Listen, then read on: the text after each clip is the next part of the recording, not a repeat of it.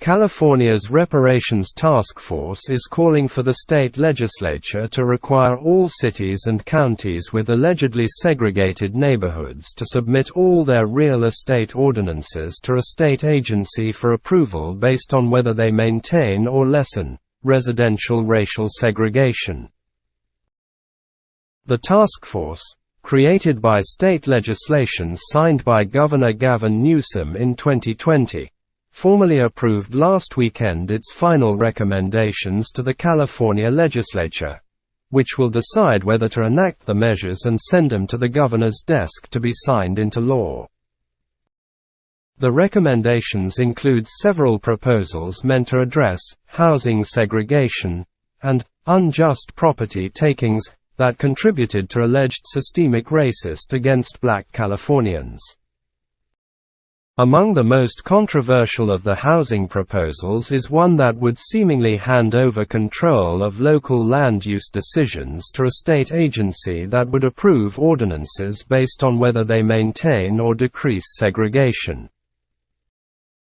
Residential zoning ordinances have been used for decades in California to prevent African Americans from moving into neighborhoods, thereby maintaining residential segregation, the Reparations Committee writes in the final report outlining its proposals.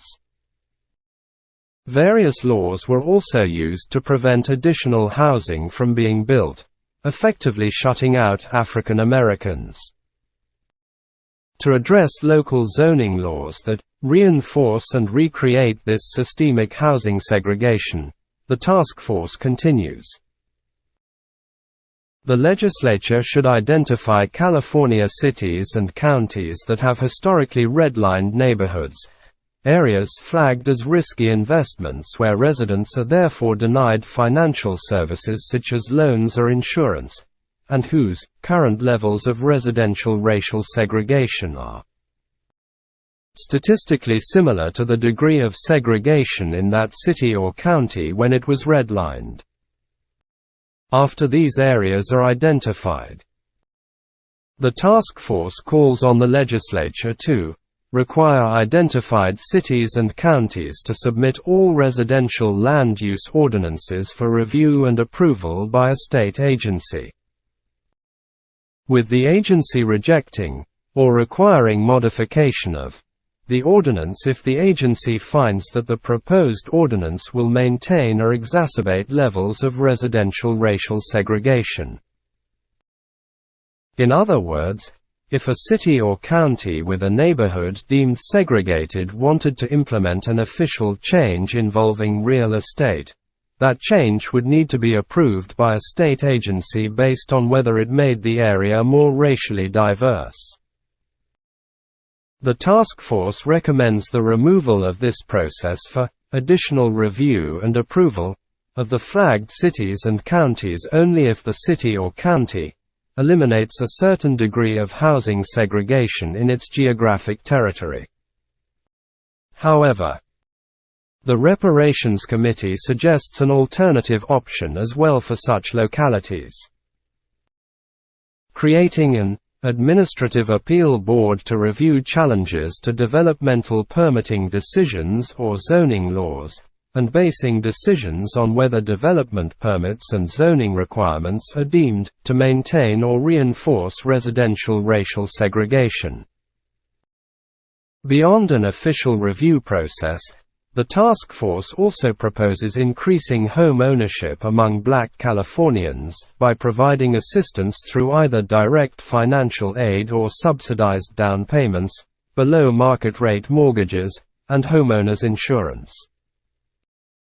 Another recommendation is to provide a so-called right to return for Black residents displaced by development projects, racially restrictive covenants, state-sanctioned violence, and racial terror, to come back to those areas to live.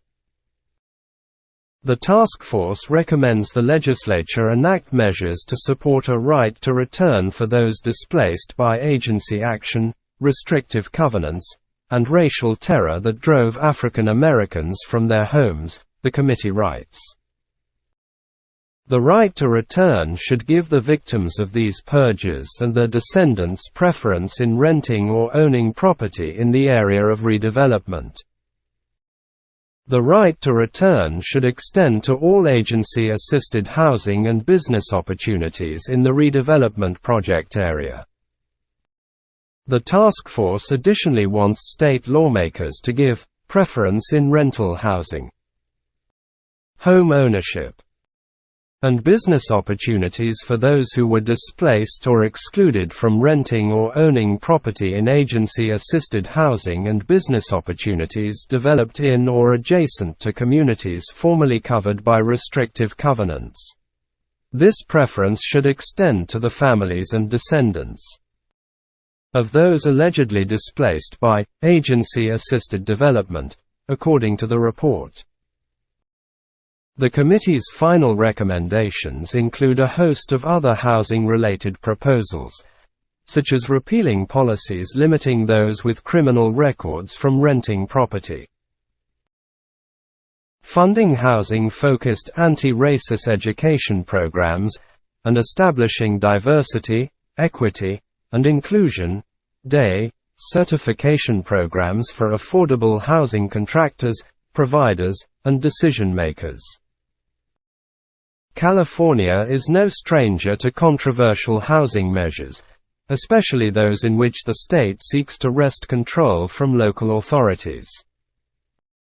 Indeed, California has imposed quotas on local governments to provide land for housing, particularly for lower-income families, and to streamline permits for these projects.